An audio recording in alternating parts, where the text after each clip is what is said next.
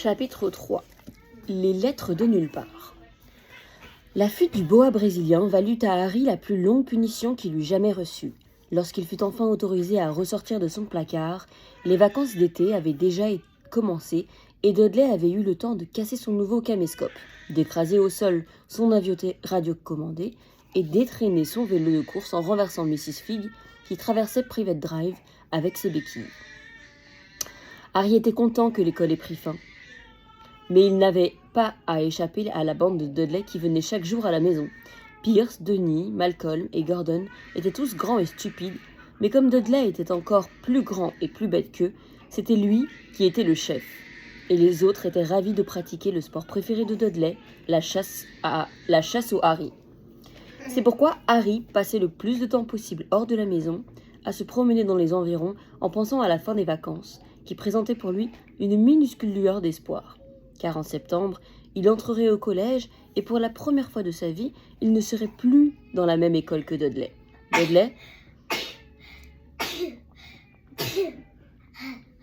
Dudley irait à Smelting, au collège privé où l'oncle Vernon avait fait ses études. Pierce Polkiss y était inscrit lui aussi. Harry, pour sa part, devrait se concentrer au collège du quartier Stonehall Hill. Dudley en était ravi. « Là où tu vas, on met la tête des nouveaux dans le trou des toilettes, dit-il à Harry. Si tu veux t'entraîner, monte avec moi dans la salle de bain. Non merci, répondit Harry. Ces pauvres toilettes n'ont jamais vu quelque chose d'aussi atroce que ta tête, ça les rendrait malades. Il a pris aussitôt la fuite, avant que Dudley ait compris ce qu'il avait dit. Un jour de juillet, la tante Pétunia emmena Dudley à Londres pour lui acheter l'uniforme de sa nouvelle école. Elle déposa Harry chez Mrs. Figg, qui fut moins pénible qu'à l'ordinaire, car elle s'était cassé la jambe en trébuchant sur un de ses chats, ce qui avait quelque peu refroidi la passion qu'elle leur portait habituellement. Harry fut même autorisé à regarder la télévision en mangeant un gâteau au chocolat qui avait dû séjourner quelques années au fond d'un placard. Le soir, Dudley parada dans le salon pour montrer à toute sa famille ses habits flambant neufs. Un frac marron à queue de pie, un pantalon de golf orange et un canotier. Les élèves de Smelting avaient également une canne, dont ils se servaient pour se taper dessus quand les professeurs ne le voyaient pas. C'était, paraît-il, une façon de se forger le caractère. En contemplant son fils ainsi accoutré, l'oncle Vernon déclara que c'était le plus beau jour de sa vie, et la tante Pétunia éclata en sanglots en disant qu'elle n'arrivait pas à croire que ce garçon si grand, si élégant, était son petit Dudley Nouchet adoré. Harry préféra ne rien dire. Il avait l'impression de s'être déjà fait les deux côtes à force de réprimer son fou rire. Le lendemain matin, au petit déjeuner, une odeur pestilentielle, une odeur pestilentielle se dégageait d'une grande bassinée posée dans l'évier de la cuisine. Harry s'approcha et vit de vieilles guenilles qui flottaient dans une eau grisâtre. « Qu'est-ce que c'est » demanda-t-il à la tante Pétunia. Elle pinça les lèvres, choquée qu'il ait l'audace de poser la question. « C'est ton nouvel uniforme » dit-elle. « Ah bon » s'étonna Harry en regardant de nouveau la bassine. « Je savais pas qu'il fallait le faire tremper dans l'eau. » « Ne fais pas l'idiot » répondit sèchement la tante Pétunia. « Je teins en gris les vieilles affaires de Dudley. Ça te suffira bien comme uniforme. Il ne sera guère différent des autres. » Harry en doutait, mais il était inutile de discuter. Il se demandait à quoi il ressemblerait là-dedans, le jour de la rentrée. On aurait dit des morceaux de peau arrachés à un vieil éléphant. Dudley et l'oncle Vernon entrèrent dans la cuisine en fronçant le nez à cause de l'odeur que répandait la bassine. L'oncle Vernon ouvrit son journal comme à l'ordinaire, et Dudley donna sur la table un coup de sa canne dont il ne se séparait plus. Ils entendirent alors le facteur glisser le courrier dans la boîte aux lettres de la porte d'entrée. « Va chercher le courrier, Dudley. »« Non, va chercher le courrier, Dudley, » dit l'oncle Vernon, sans lever le nez de son journal. « Harry n'a qu'à y aller, » dit Dudley. « Va chercher le courrier, Harry. »« Dudley n'a qu'à y aller, » dit Harry. « Donne-lui un coup de canne, Dudley. »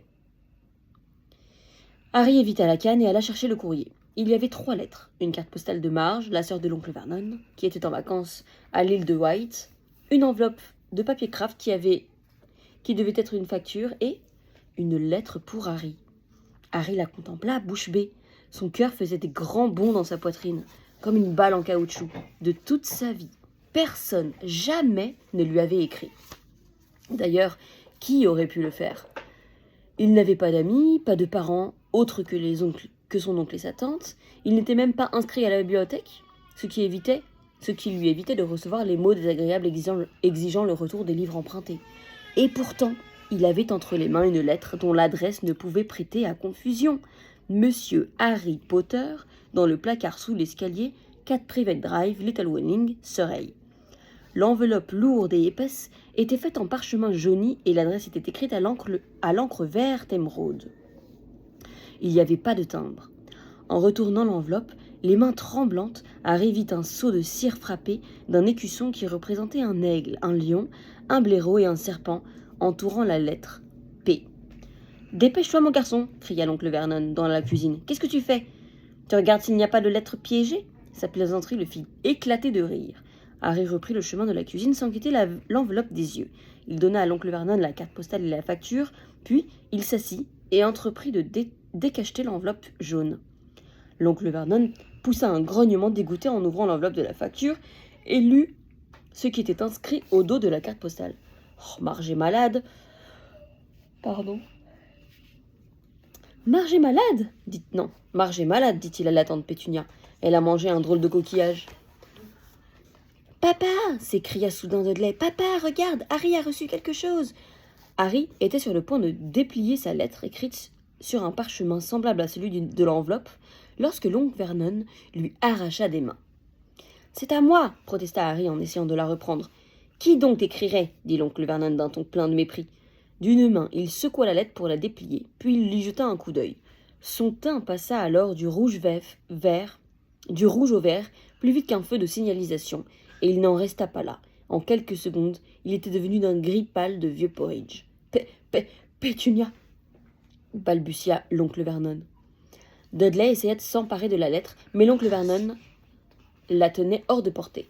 Il la donna à la tante Pétunia, qui en lut la première lignée d'un air intrigué. Pendant un instant, elle sembla sur le point de s'évanouir et porta la main à sa gorge, d'où s'échappa un borborime étouffé. « Vernon, oh mon Dieu, Vernon !»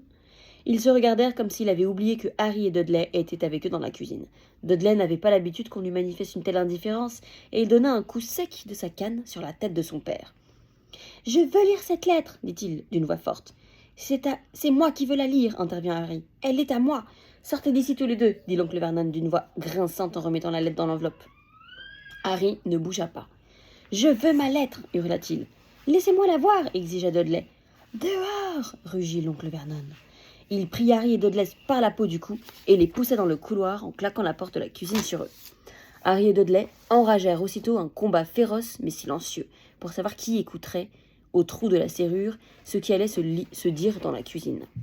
Ce fut Dudley qui l'emporta.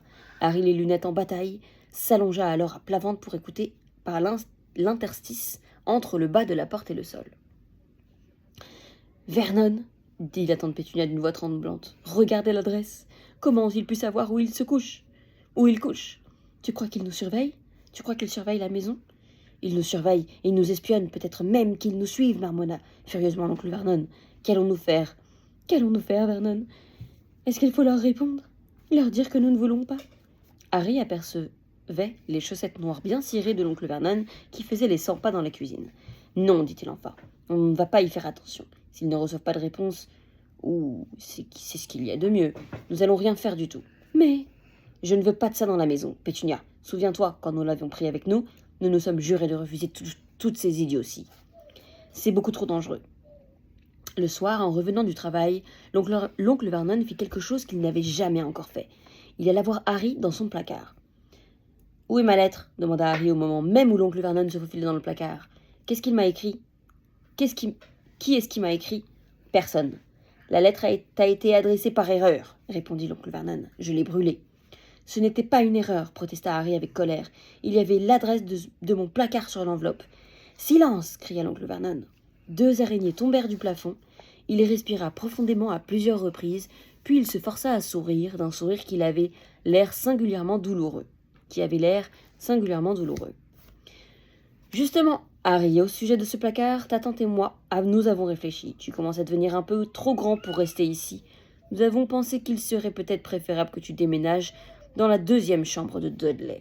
« Pourquoi ?» demanda Harry. « Ne pose pas de questions, » répliqua sèchement son oncle. « Prends tes affaires et monte là-haut. » Il y avait 4 chambres dans la maison des Dursley. Une pour l'oncle Vernon et la tante Pétunia, une chambre d'amis qui servait généralement à Marge ou la sœur de Vernon, une où Dudley dormait et une autre où Dudley mettait ses jouets et tout ce qui n'entrait pas dans la première. Un seul voyage suffit à Harry pour transporter toutes ses affaires dans la chambre. Il s'assit sur le lit et regarda autour de lui. Presque tous les objets qu'il voyait étaient cassés. Le caméscope était posé sur un petit char d'assaut qui fonctionnait toujours, avec lequel Dudley avait écrasé le chien du voisin. Dans un coin, il y avait la première télévision de Dudley, qu'il avait éventrée d'un coup de pied le jour où son émission préférée avait été annulée. Il y avait aussi une grande cage dans laquelle avait vécu autrefois un perroquet que Dudley avait échangé à l'école contre une carabine à air comprimé. C'est quoi une carabine? Un genre de fusil. Des fusils? Ouais. La carabine, posée sur une étagère, était complètement tordue depuis le jour où Dudley s'était assis dessus. Les autres étagères étaient remplies de livres. C'étaient les seules choses auxquelles il semblait n'avoir jamais touché. Du rez-de-chaussée montaient des hurlements de Dudley qui s'adressait à sa mère. « Je ne veux pas de lui là-dedans !» criait-il. « J'ai besoin de cette chambre, faites-le sortir !» Harry soupira et s'étendit sur le lit. La veille, il aurait donné n'importe quoi pour avoir cette chambre. Aujourd'hui, il aurait mieux aimé rester dans son placard avec sa lettre plutôt que d'être ici sans avoir le droit de la lire. Pendant le petit déjeuner du lendemain, tout le monde resta silencieux. Dudley était en état de choc. Il s'était égosillé, avait frappé son père avec sa canne, s'était fait vomir exprès, avait donné des coups de pied à sa mère et avait jeté sa tortue à travers le toit de la serre sans parvenir à récupérer sa chambre. Moi, je ferai jamais ça. Ah oui? Je ne ferai jamais ma tortue. Et le reste, tu le ferais? Non, Non. amour, arrête ça là-bas. Donner des coups de pied à ma maman, à la tête de... Juste, ok. Pendant le petit déjeuner du lendemain, tout le monde restait silencieux. Dudley était en état de choc. Ah non, tout ça j'avais déjà lu. Harry repensait à ce qui s'était passé la veille, à la même heure, et il regrettait amèrement de n'avoir pas ouvert la lettre pendant qu'il était encore dans le hall d'entrée. L'oncle Vernon et la tante Pétunia échangeaient de sombres regards. Lorsque le courrier arriva, l'oncle Vernon, qui s'était efforcé à se montrer aimable avec Harry, envoya Dudley le chercher. Ils l'entendirent, amour, mets-toi là. Ils l'entendirent donner des coups de canne un peu partout sur son chemin, puis il se mit à hurler. « Il y en a une autre ! Monsieur Harry Potter, dans la plus petite chambre du 4 Private Drive. » L'oncle Vernon poussa un cri étranglé et se précipita dans le hall d'entrée. Harry sur ses talons. L'oncle Vernon dut se battre avec Dudley pour le faire tomber par terre pour essayer de lui arracher la lettre, ce qui était d'autant plus difficile que Harry avait attrapé l'oncle Vernon par derrière en lui serrant le cou. Après quelques instants d'un furieux combat au cours duquel chacun avait pris de nombreux coups de canne, l'oncle Vernon se releva, le souffle court, la main crispée sur la lettre destinée à Harry. « Va dans ton placard, je veux dire, dans ta chambre !» dit-il à Harry d'une voix rauque. « Et toi, Dudley, va-t'en, file !» Inlassablement, Harry faisait les 100 pas autour de sa chambre. Quelqu'un savait qu'il avait déménagé de son placard, et il semblait également savoir qu'il n'avait pas reçu la première lettre. Cela signifiait sûrement qu'il essayait encore, et cette fois, il s'arrangerait pour que la lettre lui parvienne. Il avait un plan. Le lendemain matin, le vieux réveil rafistolé sonna à 6 heures. Harry arrêta aussitôt la sonnerie et s'habilla en silence pour ne pas réveiller les Dursley. Puis, il descendit l'escalier sans faire le moindre bruit et sans allumer les lumières. Il fallait attendre que le facteur arrive au coin de Private Drive et lui demander de lui donner les lettres du numéro 4 en premier. Le cœur battant, il traversa le hall d'entrée en direction de la porte. « Arg !» Harry fit un bond. Il venait de marcher sur une grosse chose molle étalée devant la porte. Une chose vivante. Des lumières s'allumèrent au premier étage et se rendit compte avec horreur que la grosse chose molle était en réalité la tête de l'oncle Vernon. L'oncle Vernon avait passé la nuit devant la porte, dans un sac de couchage, pour empêcher Harry de réussir ce qu'il avait tenté de faire. Après l'avoir traité de tous les noms pendant près d'une demi-heure, l'oncle Vernon ordonna à Harry d'aller lui préparer une tasse de thé. Découragé, Harry s'en alla dans la cuisine en traînant les pieds, et lorsqu'il revint, le courrier était déjà entre les mains de l'oncle Vernon. Il aperçut 3 lettres à l'encre verte qui lui étaient adressées. « Je veux mes... » commença-t-il, mais l'oncle Vernon était déjà en train de déchirer les lettres sous ses yeux. Ce jour-là, l'oncle Vernon n'alla pas travailler. Il resta à la maison et cloua une planche devant la boîte aux lettres. S'ils n'arrivent pas à nous les faire parvenir, ils finiront par laisser tomber, dit la tante Pétunia, la bouche pleine de clous. Je ne sais pas si ça servira à grand-chose, Vernon. Pétunia, ces gens-là sont très différents de nous. Ils ne raisonnent pas comme toi et moi, répliqua-t-il en essayant de planter un clou avec le morceau de cake que la tante Pétunia venait de lui apporter. Le vendredi, 12 lettres pour Harry arrivèrent. Comme la boîte aux lettres était inutilisable, elles avaient été glissées tout autour de la porte, et l'une d'elles avait même été introduite à travers un vasista dans les toilettes du rez-de-chaussée. Ce jour-là également, l'oncle Vernon reste à la maison. Après avoir brûlé toutes les lettres, il reprit son marteau et ses clous, et bûcha à l'aide de planches toutes les interstices autour des portes de devant et de derrière, si bien que personne ne pouvait plus entrer ni sortir. Il fredonnait un air tout en travaillant et sursautant au moindre bruit. Le samedi, la situation devint incontrôlable. 24 lettres destinées à Harry furent introduites à l'intérieur de la maison. Ils avaient été roulés, dissimulés à l'intérieur des 2 douzaines d'œufs que le livreur, passablement déconcerné, leur avait passés par la fenêtre du salon. Pendant que l'oncle Vernon donnait des coups de téléphone furieux au bureau de poste et au crémier pour essayer de trouver un responsable auprès de qui protester, la tante Pétunia réduisit les lettres embouillies dans son mixeur. « Mais qui peut bien avoir envie de t'écrire à ce point ?» demanda Dudley, abasourdi. Le dimanche matin, l'oncle Vernon avait l'air fatigué et malade lorsqu'il s'assit à table du petit déjeuner, mais il paraissait heureux malgré tout. « La poste ne fonctionne pas le dimanche, dit-il d'un ton joyeux, en étalant consciemment de la marmelade sur son journal. Aujourd'hui, pas de fichue lettre. Au même moment, quelque chose tomba dans le conduit de la cheminée avec un sifflement sonore, et il sentit un coup derrière la tête. Un paquet venait d'exploser dans le foyer de la cheminée en projetant une quarantaine de lettres qui volaient dans la cuisine comme des boulets de canon. Les Dursley se baissèrent pour éviter les projectiles, tandis que Harry essayait d'en attraper un au vol. « Dehors, dehors !» L'oncle Vernon saisit Harry par la taille et le projeta dans le hall d'entrée, puis, dès que Dudley et la tante Pétunia eurent pris la fuite en se protégeant le visage de leurs bras, il claqua la porte de la cuisine. Derrière le panneau, on entendait les lettres qui continuaient de voler en rebondissant contre les murs et le carrelage. « Cette fois-ci, ça suffit !» déclara l'oncle Vernon, qui s'efforçait de parler d'une voix calme tout en arrachant les touffes de poils de sa moustache. « Je veux tout le monde prêt à partir dans 5 minutes. On s'en va, emporter simplement quelques vêtements et pas de discussion. » Il paraissait tellement menaçant. Avec sa moustache, Amour, assieds-toi. Avec sa moustache dégarnie que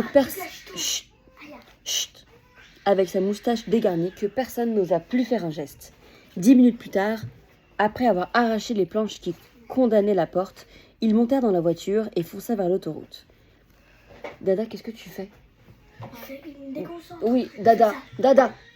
Avec les clés. Stop, stop, Ah bon, il cache vraiment tout. stop.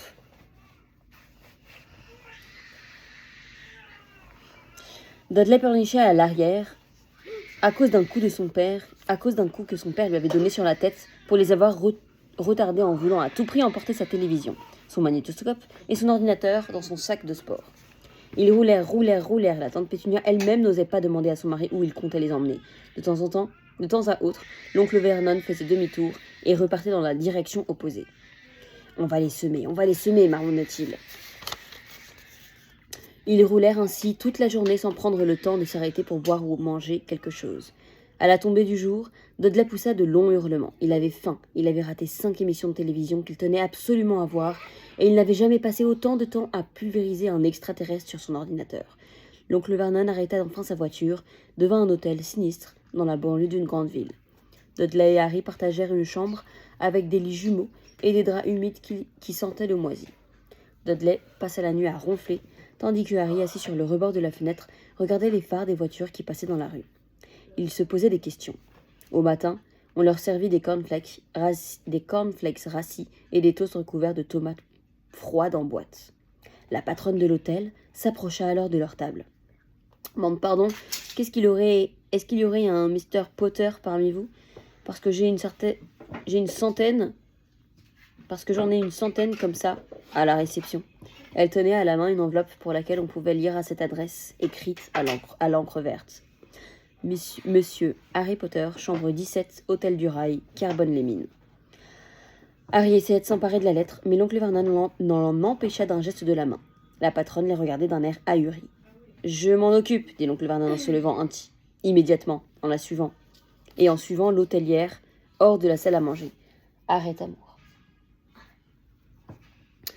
Et si nous rentrions à la maison, suggéra timidement la tante Pétunia, quelques heures plus tard. Je vais arrêter de lire. Oui. J'arrête. Je reprends la lecture. Et si nous rentrions à la maison, suggéra timidement la tante Pétunia, quelques heures plus tard. Mais l'oncle Vernon ne semblait pas l'avoir entendu. Personne ne comprenait ce qu'il cherchait. Il les conduisit au milieu d'une forêt, sortit de la voiture, inspecta les alentours, hocha la tête, puis remonta dans la voiture et repartirent. Il recommença ensuite le même manège au beau milieu d'un champ labouré, à mi-chemin, sur un pont suspendu, puis au sommet d'un parking à l'étage. Vers la fin de l'après-midi, l'oncle Vernon s'arrêta dans un village du bord de mer, enferma tout le monde dans la voiture et s'en alla. « Papa est devenu fou ?» demanda Dudley, d'un ton morne à la tante Pétunia. La pluie commença à tomber. De grosses gouttes martelaient le toit de la voiture. Dudley pleurnichait bruyamment. « C'est lundi, dit-il à sa mère, le jour de mon émission préférée. Je veux qu'on aille quelque part où il y aura une télévision. » Lundi, on pouvait faire confiance à Dudley. Il ne se trompait jamais dans les dates à cause du programme de télévision. Harry se souvint tout à coup que le mardi suivant, c'est-à-dire le lendemain, serait-ce le jour de son 11e anniversaire. Oh, bien sûr, ces anniversaires n'avaient rien de bien réjouissant. L'année précédente, les Dursley lui avaient offert un cintre et une paire de vieilles chaussettes qui avaient appartenu à l'oncle Vernon. Mais quand même, on n'avait pas 11 ans tous les jours. L'oncle Vernon revint en portant sous le bras un paquet long et fin. Il souriait, mais refusait de répondre à la tante Pétunia lorsqu'elle lui demanda ce qu'il avait acheté. « J'ai trouvé l'endroit idéal, dit-il. Allez, venez, tout le monde dehors. » Dehors, il faisait très froid. L'oncle Vernon montra du doigt un gros rocher qui émergeait à une bonne distance de la côte. Au sommet du rocher, on distinguait une cabane misérable, à moitié en ruine. Une chose était certaine, il ne pouvait pas y avoir de télévision là-dedans. « On prévoit une tempête pour cette nuit, dit l'oncle Vernon, d'un ton joyeux, et en frappant des mains, et monsieur était assez aimable pour nous prêter son bateau. » Un vieil homme édenté s'approcha d'eux d'un pas raide, avec un sourire à faire froid dans le dos. Il montra d'un geste de la main une vieille barque qui se balançait à la surface de la mer d'un gris métallique. « J'ai déjà acheté des provisions, dit l'oncle Vernon. Il ne reste plus qu'à embarquer. » Il faisait un froid polaire à bord de la barque. La pluie et les embruns s'insinuèrent dans leurs cous et le vent glacé leur fouettait le visage. Il sembla s'écrouler des heures avant qu'ils atteignent enfin le rocher. Glissant à chaque pas sur la pierre humide, l'oncle Vernon les conduisit à la masure. L'endroit était épouvantable. Il régnait une terrible odeur d'algues. Le vent sifflait à travers les fissures des murs en planches et la cheminée humide ne comportait pas la moindre bûche. Il n'y avait que 2 pièces. Les provisions de l'oncle Vernon étaient plutôt maigres. Un paquet de chips pour chacun et 4 bananes. Il essaya de faire un feu, mais les emballages de chips vides se consommèrent en ne parvenant à produire qu'un peu de fumée. « C'est maintenant qu'on aimerait bien avoir quelques-unes de ces lettres pour faire un bon feu, dit joyeusement l'oncle Vernon. Il était de très bonne humeur, de toute évidence. Il était convaincu que personne ne parviendrait à braver la tempête pour leur apporter du courrier dans cet endroit. Harry songea qu'il avait raison, mais cette pensée ne le réjouissait guère. Lorsque la nuit tomba, la tempête annoncée se mit à souffler autour d'eux. L'écume des vagues qui se fracassaient contre le rocher inondait les murs de la cabane et un vent féroce faisait trembler la fenêtre crasseuse. La tante Pétunia dénicha quelques couvertures moisies dans l'autre pièce et fit un lit à Dudley sur le canapé rongé au mythe. Elle s'installa avec l'oncle Vernon dans un lit défoncé de la pièce voisine, et Harry dut s'efforcer de trouver un endroit où le sol n'était pas trop dur. Il s'enroula alors dans la dernière couverture qui restait, la moins épaisse, la plus déchirée. La tempête devenait de plus en plus violente à mesure que la nuit avançait. Harry, couché par terre, ne parvenait pas à s'endormir. Il frissonnait en se tournant et se retournant pour essayer de trouver une position qui ne soit pas trop inconfortable. Son ventre vide criait famine. Les plafonds coups de tonnerre qui avaient commencé à retenir retentir autour de minuit, étouffaient les ronflements de Dudley qui dormait dans le canapé. Son bras pendait au-dessus de l'accoudoir, et Harry apercevait le cadran phosphorescent de sa montre sur son poignet gras. Dans 10 minutes exactement, Harry allait avoir 11 ans. Il garda les yeux fixés sur le cadran en se demandant si les Dursley allaient se souvenir de son anniversaire. Il se demandait également où se trouvait l'auteur des lettres en cet instant. Plus que 5 minutes. Harry entendit quelque chose grincer au dehors. Il espérait que le toit n'allait pas s'effondrer, même s'il aurait alors plus chaud. Plus que 4 minutes. À leur retour, il y aurait peut-être tellement de lettres dans la maison de Private Drive qu'il arriverait peut-être à en attraper une. 3 minutes. Était-ce la mer qui cognait aussi violemment contre le rocher? Plus que 2 minutes. Et ce drôle de craquement, qu'est-ce que c'était? Le rocher menaçait-il de s'effondrer? Plus qu'1 minute, et il aurait 11 ans. 30 secondes, 20, 10, 9. Et s'il réveillait Dudley rien que pour l'énerver? 3, 2, 1. Boum! Boum! Toute la cabane se mit à trembler. Harry se redressa brusquement, un regard fixé sur la porte. Dehors, quelqu'un frappait contre le panneau.